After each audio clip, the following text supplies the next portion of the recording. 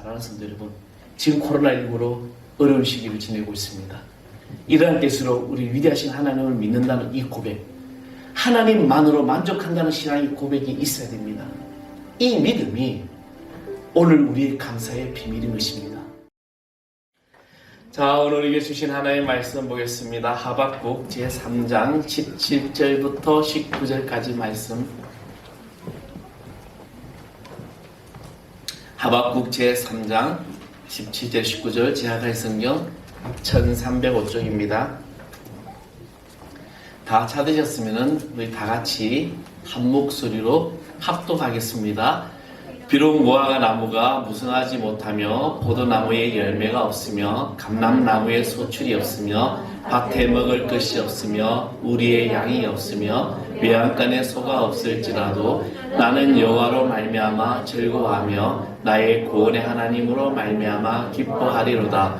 주 여호와는 나의 힘이시라. 나의 발을 사슴과 같게 하사 나를 나의 높은 곳으로 다니게 하시리로다. 이 노래는 지혜하는 사람이여 내 수고에 맞춘 것이니라. 아멘.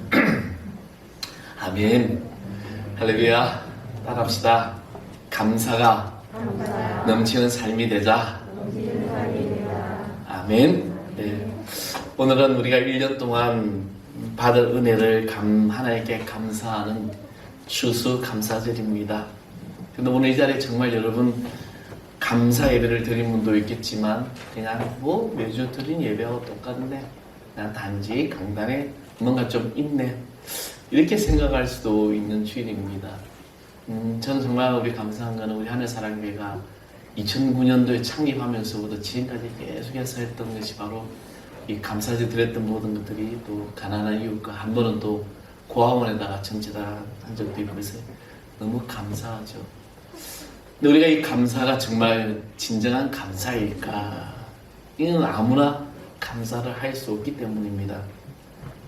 영국에서 목회를 하던 목사님이 이제 목회를 하셨는데, 그래서 그 목사님에게 물었습니다. 영국에서 목회하면서 목회에 가장 인상 깊었던 것이 무엇이냐고 물었더니 이분이 하는 이야기가 영국 사람들은 감사의 표현을 잘한다라고 했습니다. 그래서 신문 하나를 사도 감사합니다. 과일 하나 사도 감사합니다. 뭘 해도 감사합니다. 그래서 왜 그러냐고 물었더니 이분의 이야기가 이렇게 말을 하더라는 거죠. 감사합니다라고 말하는 것은 이것이 습관화되다 보니까 따지고 보면 상점에서 물건을 파는 것조차도 내가 이것을 그 사람 얘기 갖다 놨기 때문에 내가 살 수 있어서 감사하다고 이야기하죠. 저는 식당에서 밥을 먹는다든지 어디서 나오게 되면 항상 얘기가 잘 먹었습니다, 감사합니다라고 늘 하게 됩니다. 이것이 감사 습관이 되는 거죠. 근데 반면에 방글라데시 사람들에게는 이 감사라는 뜻에 합당한 단어가 없다는 것입니다. 내가 누가 무엇을 주고 동정을 해도 내가 나를 구제하면서 신이 너에게 축복하는데 내가 당신한테 왜 감사할 이유가 없는 거야 라고 생각을 하겠죠. 똑같은 부류의 사람, 똑같은 사람들인데 왜 영국 사람들은 감사가 표현이 되고 이 방글라데시 사람들은 감사가 표현되지 않을까? 영국 사람들 원래부터는 감사라는 것을 모르는 사람들이 그런 민족이 아니었습니다. 그런데 복음이 들어가면서 예수를 믿게 된 후에 이 친절과 감사의 나라로 바뀌게 된 것입니다. 그런데 이 감사의 변화가 바로 축복의 변화로 바뀌었다는 것입니다. 그러나 감사라는 단어조차 가지고 있지 못한 이 방글라데시라는 나라는 아직도 가난한 나라가 되어 있습니다. 여기서 우리는 감사와 믿음과 축복이 얼마나 밀접한 관계가 되어 있는지 알아야 된다는 것입니다. 감사에는 비밀이 있습니다. 그래, 그치? 어떤 비밀이 있을까? 여러분 궁금하지 않으십니까? 비밀이 있는데 이 비밀을 가진 자만이, 아는 자만이 감사를 드릴 수 있는 겁니다. 이 감사의 비밀은 그럼 뭐냐? 믿음이라는 거죠. 하나님께서는 우리에게 감사절을 지키라는 명령하신 이유는 감사가 진짜 믿음이기 때문입니다. 그래서 감사하기까지는 하나님을 정말 믿는 것이 아니라는 거죠. 그리고 하나님을 정말 믿으면 저절로 감사가 된다는 것이죠. 우리는 지난주까지 부르던 마지막 찬양 모든 것이 은혜라는 찬양을 보면요, 정말 삶의 내 모든 순간이 내가 일어나고 눈을 감고 태어나고 뭐 밥을 먹고 과일이 열명하고 이곳에 예배하는 것 모든 것이 다 하나님의 은혜라는 겁니다. 얼마나 하나님의 은혜가 넘치는 감사가 됩니까? 이래서 믿는 자는 바로 감사가 저절로 넘치게 됩니다. 추수감사절, 굉장히 1년 중에 교회가 큰 행사 중에 하나가 뭐냐면 부활절, 추수감사절, 성탄절, 그리고 성부행신예배, 성년예배. 엄청나게 행사들이 크죠. 제가 어릴 때만 해도 감사절에 보면은요, 뭐 교회 강단에 뭐 지금처럼 이쁘게 이렇게 뭐 과일이 이쁘고 그러진 않아. 그죠? 그분들 집에 있는 거 가장 귀하다 생각하죠. 모양도 이쁘진 않아요. 고구마, 호박, 뭐 온 강단에 딱 목사님 자리 빼고는 가장 성도들이 길 나오면서 막 바리바리 써들고 와서 막 장식을 하죠. 그걸 보면은 아니 저 사람들은 감사절을 지키고 태어난 사람들 같았어요. 풍성한 온 강단을 채우고 있었습니다. 온갖 곡식, 채소, 열매 등으로 막 풍성해지죠. 어떤 이는 몇 개월치 월급을 감사절에 드리고 또 어떤 이는 자기 곡식의 최상의 것으로 하나님 앞에 감사의 어떤 은혜로 그것을 드렸다는 것입니다. 근데 지금은 어떻게 보면 일반적인 행사 같죠. 그럼 오늘 우리는 이 감사절에 하나님 말씀에 비춰볼 때 내 감사함이 나의 삶의 이 감사함이 온전한가 하는 것입니다. 나는 하나님 앞에서 합당한 감사를 드리고 있느냐는 것이죠. 내가 하나님 앞에 감사가 형식이라면 우리는 하나님을 지금 형식적으로 믿고 있다는 것입니다. 내 삶에 믿음이 생기면 하나님으로부터 받은 은혜가 보이기 시작하는 겁니다. 내가 예수를 믿는데, 내가 하나님 믿는데 그 하나님부터 받은 은혜가 보여지는 것이죠. 고린도전서 2장 12절에 보면 성령께서 하시는 일이 하나님께서 은혜로 주신 것을 알게 하려 하심이라 하고 있습니다. 한마디로 내가 받은 은혜가 눈을 열어 보여주신다는 겁니다. 내가 주님을 믿는데 그 은혜가 보여지는 겁니다. 사회 크게 하다가 이제 한 성도가 실패를 했습니다. 이것은 제기라는 성도의 이야기인데요. 이 성도는 굉장히 이게 웬만한 좀 중소기업 중에서 굉장히 잘 나가는 중소기업이었습니다. 근데 어느 날 이분이 병으로 쓰러지게 됩니다. 몇 개월 동안 병원에 있다 보니까 회사는 이제 엉망이 되고 부도가 나고 이제 완전히 그냥 밑바닥으로 되어버린 거죠. 그래서 하루하루를 자포자기하게 살아가면서 정말 아무 희망이 없더라는 거죠. 여러분이 만약에 내가 큰 어려움을 당했다면 어떻게 하겠습니까? 생각지도 못했던 환란이 오고 시험이 오고 어려움이 온다면 우리는 대부분의 사람들이 하나님을 원망합니다. 이분도 마찬가지요. 아무것도 남은 곳이 없는데 하나님 나를 정말 어떻게 하라고 하시는 겁니까? 하나님 내가 어떻게 해야 됩니까? 정말 나는 이제 희망이 없습니다 라고 울면서 기도했지만 이 자포자기한 심정만이 자기 안에 가득하다는 것입니다. 그런데 어느 날 새벽 기도를 가다가 이제 갔다가 돌아오는데 양쪽 두 다리를 잃은 분을 만나게 되죠. 그분의 고백이 내가 가진 돈이 많다면 나는 이 두 다리를 거둘 수 있게끔 했으면 좋겠다는 이 고백을 듣게 됩니다. 그분이 그렇구나. 나에게는 아직도 두 다리가 있고 나에게는 아직 내가 움직이는 손이 있기 때문에 나는 이것으로 인해 다시 시작할 수 있구나. 그러면서 마음이 확 달라지더라는 거죠. 그리고 너무나도 감사할 것이 많더라는 겁니다. 오늘 사랑하는 성도 여러분 지금 되는 일 안 되는 게 있다면 그것 말고 나에게 주신 하나님의 그 은혜가 얼마나 감사한지 하나하나 감사의 조건들을 생각해 보십시오. 얼마나 많은지 모릅니다. 감사는 여건이 좋아서 하고 여건이 어려서 못하는 것이 아닙니다. 믿음이 있어서 하고 믿음이 없어서 못하는 것이 바로 감사가 됩니다. 행여자들이 사는 음성이 꽃동네라는 그 마을이 있죠. 그곳에 입구에 팻말이 이렇게 붙어 있습니다. 얻어먹을 수 있는 힘만 있어도 그것은 주님의 은총입니다. 어느 여자 성도님이 자기 아버지가 임종이었어요. 근데 임종 때 이 아버지가 뭐라고 하냐면 누가 나를 끌고 가려고 와. 안 돼. 여러분 이 사람이 영안이 열릴 때가 아이들이 갓 태어날 때와 그리고 죽음 직전에 영안이 열린다고 합니다. 그때는 이제 사단도 보이고 다 보이게 되죠. 이 아버지가 이제 보이니 사단이 악한 것이 끌고 가는 게 보여지기 시작하는 거죠. 그때 이 의식불명된 아버지를 붙잡고 이 딸이 이 성도가 오해를 했습니다. 하나님, 제발 우리 아버지 예수 믿고 천국 가게 해주세요. 아버님의 영혼부터 구원을 받는다면 돈이 내가 아깝겠습니까? 라고 얘기했죠. 그렇게 고백했습니다. 여러분은 여러분 자신이 예수 그리스도를 말미암아 반드시 천국 갈 것을 확신하십니까? 확신하세요? 아멘? 내가 하나님을 믿고 예수 그리스도의 십자가 은혜로 내가 모든 죄가 사해졌다면 오늘 여러분, 저와 여러분 천국의 백성이 됩니다. 구원의 확신을 가지고 신앙생활 하십시오. 이것이 감사의 비밀이죠. 내 믿음의 생활.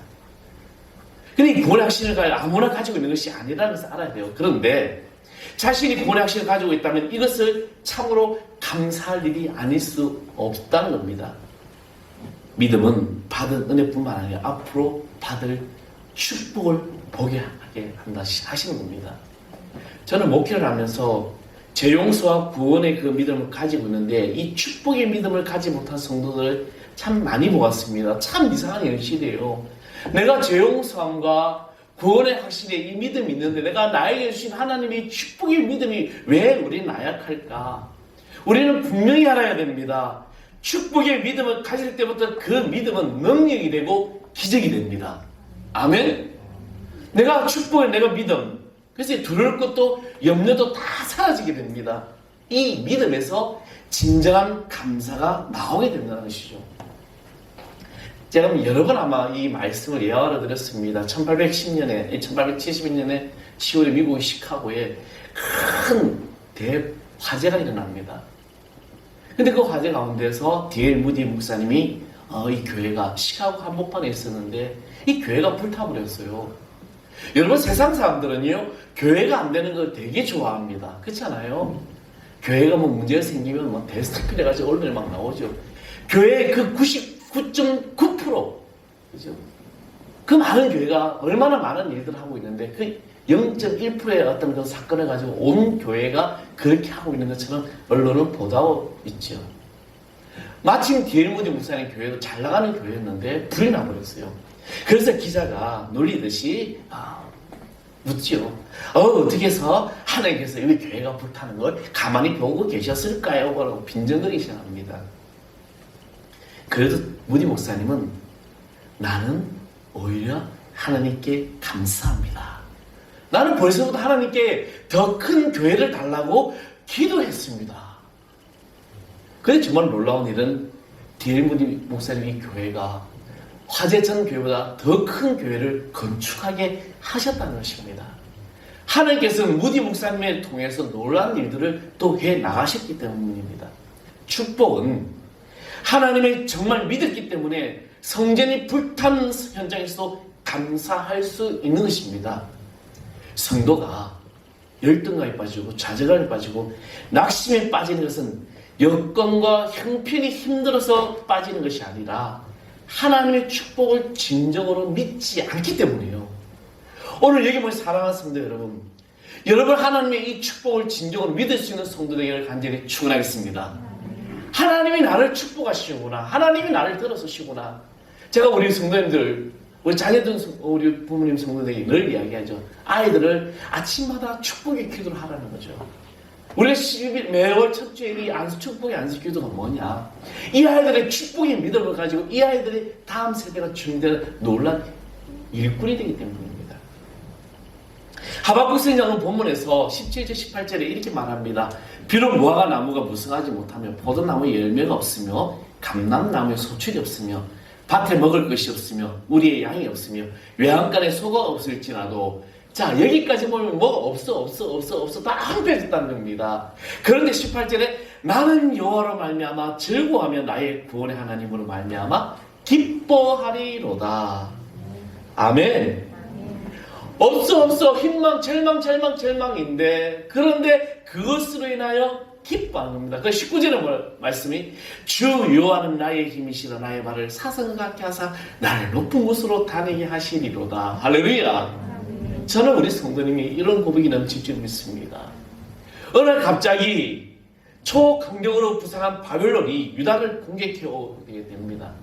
전 국토가 황폐해지면서 무화과 나무, 포도나무, 감람나무, 열매들이 다 떨어져 버리고 외양간에 소, 우리 아닌 모든 양들까지 다 가져갔습니다. 하박국도 처음에는 이것도 하나님의 사랑입니까? 이것도 하나님의 축복입니까? 제가 처음에 개척하면서 정말 그런 어떤 힘든 일을 만날 때 뭔가 부흥이 될 것 같은데 부흥이 또 잘 되고 뭔가 성도가 오는 것 같은데 잘 되고 할 때마다 하나님 내가 뭘 잘못했냐고, 하나님 내가 뭘 어떻게 했냐고, 왜 내가 뭘 안 했냐고, 금식기도를 안 했냐고, 청도를 안 했냐고, 뭘 안 했냐고 막 때를 쓰겠습니다. 아마 하박국 선지자도 그렇게 말했을 것 같아요. 그런데 하박국 선지자의 이 울부짖음에 하나님께서는 응답해 주십니다. 하박국 선지자는 지금 현실 앞에 보는 현실의 눈을 보았지만 하나님은 현실의 그 본이 아니야 믿음의 눈을 보게 하셨던 것입니다. 의인은 그의 믿음으로 말미암아 살리라는 하나님의 음성, 하박국 2장 4절 말씀이 들려지기 시작합니다. 눈에 보는 것을 붙잡지 말고 믿음으로 붙잡으라는 것입니다. 그때 하박국은 현실의 눈이 가려졌지 그렇지만 하나님은 여전히 이스라엘을 사랑하고 있음을 알았습니다. 이것도 하나님의 은혜구나. 이것도 우리를 사랑하는 하나님의 사랑이구나. 비록 지금 징계의 순간이고 시련의 시기지만 하나님께서 이스라엘 백성들을 결코 버리지 아니하실 것을 알게 됩니다. 징계도 사랑임을 알게 됩니다. 그래서 감사하게 되는 것입니다. 우리 교회학교 아이들 부모의 배출이 이런 사랑이에요. 어느 부모가 어느 자식이 아프라고 때리겠습니까? 부모가 아이를 때렸다는 부모 마음은 찢어지는 거죠. 저도 몰랐습니다. 내가 부모가 되니까 그 심정을 알게 되죠. 제 아버님 회초리 들 때 얼마나 아픈지 모릅니다. 그냥 때리셔요. 딱 그러고 잘못된 이유. 제일 잘못된 것 중에 하나가 주일날 예배 시간에 장난치는 거, 뭐 빼먹는 거. 제가 한번 흥금을 빼먹었다가 아버지한테 그냥 반쯤 맞은 적이 있습니다. 하나님의 것을 도둑질했다고. 가차없이 그냥 그거에 대해서 분명해요. 근데 우리 아버님은 공부 못한 가지고 때리지 않았어요. 다음에 잘해라. 신앙적으로 분명한 것을 가르치게 하셨다는 겁니다. 부모의 해치는 사랑입니다. 하박국 3장 2절 여호와여 주는 주의 일들을 이 수년 내에 부흥케 하옵소서라고 기도했습니다. 부흥이란 무엇입니까? 교회가 2배, 3배 커지는 게 부흥이 아니에요. 부흥이란 하나님의 은혜가 드러나는 것입니다. 아멘? 하나님의 은혜가 드러나는 교회가 자연적으로 양적으로도 성장이 되고 은혜가 넘쳐나게 되는 겁니다. 우리는 이 부흥이라는 기준을 성도가 꽉 차야만이 부흥이라고 생각하는데 아니에요. 하나님의 은혜가 드러나는 이 교회가 바로 부흥하는 교회입니다. 저는 그래서 우리 하늘 사는 교회 부흥하는 교회라고 어디 가서 자신 있게 말합니다. 우리 교회는 부흥하는 교회야. 왜 아멘을 안 하셔? 목사님 착각이시고 아니요. 저는 우리 성도님 한 사람 한 사람 볼 때마다 얼마나 감사한지 은혜의 그런 삶. 사랑하는 성도 여러분, 그리고 우리 교회학교 아이 여러분, 참 어른 예배 이 아이들 드리는 게 쉽지가 않습니다. 저도 어릴 때 어른 예배 드렸지만 부흥회 때 엄마 따라 그냥 갔다가 그때는 부흥회 뭐 하면은 산상 예배라 해가지고 5시간씩 그냥 자다깨도 또 말씀 전하고 자다깨니까 기도하고 자다깨고 나니까 또 뭐하고 그럴 때였잖아요. 여러분 곰곰이 생각해 보십시오. 우리 눈에 하나님의 은혜가 보여야 성장합니다. 이것이 정상이에요. 내가 정말 하나님을 믿는가? 그렇다면 하나님께서 여러분의 주실 복이 보일 것입니다. 독생자도 주신 하나님께서 얼마나 놀라운 복을 주십니까? 가정의 회복을 주실 것이고 재정적으로 돕고 베풀어 주실 것입니다. 문제와 어려움을 옛날 얘기처럼 하며 살 때가 올 것입니다. 이것이 믿어지면 얼마나 기쁩니까? 얼마나 감사합니까? 여기서 감사가 나오게 되는 겁니다. 어떤 목사님 병원에 입원해서 검사를 받았는데 검사 결과를 알려주신 의사가 차트를 들고 와서 하는 이야기가 죄송합니다. 최악의 경우를 대비해야 하겠습니다. 근데 이 말을 들은 목사님이 최악의 경우라니요. 나는 언제나 최선의 경우만을 생각합니다. 나는 그리스도인이고 하나님이 모든 일을 합력하여 선을 이루실 걸 나는 분명히 믿습니다. 그러므로 내가 언제나 최선을 다할 뿐입니다. 라고 웃으면서 말을 하다는 거죠. 차트를 가지고 말하던 의사 선생님이 차트를 틀 정도로 감동을 받아들입니다. 정말 믿음으로 사는 그리스도인은 세상을 놀라게 합니다. 어떠한 경우에도 최선을 그것을 기대하고 있기 때문입니다. 이것이 감사예요. 저는 조영래 목사님이 지금 이제 소천하셨지만 그분의 설교 가운데 가장 은혜된 아직도 제 평생의 목회 가운데 새겨진 말씀이 하나 있습니다. 막 죽기 임종 직전에 있는 그 사람에게, 그 성도에게, 그 영혼에게 내가 할 수 있는 건 하나뿐이다. 하나님께서 이 영혼을 구원하여 주시기를 소망하고 치유되기를 소망하는 거죠. 우리는 단정질 수 없는 겁니다. 생명은 하나님의 손에 달려있기 때문입니다. 이제 이 감사는 끊임없는 훈련이 필요합니다. 감사자는 분명히 우리에게 복을 주시는 하나님의 감사 훈련입니다.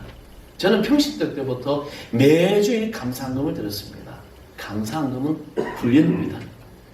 표현의 훈련이기 때문입니다. 사랑하는 성도 여러분, 지금 코로나19로 어려운 시기를 지내고 있습니다.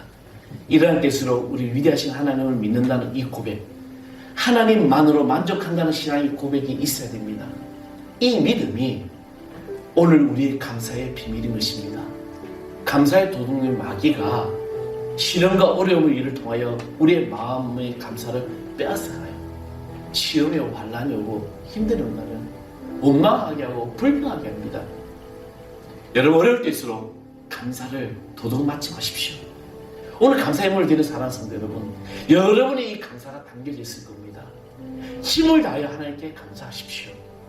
정말 하나님 믿음의 시험을 당할 때 오히려 기뻐할 수 있습니다. 그래서 야고보서 1장 2절에 내 형제들아 너희가 여러 가지 시험 만나거든 온전히 기쁘게 여겨라. 이는 너희 믿음이 시련이 인내를 만들어내는 줄 너희가 압니다.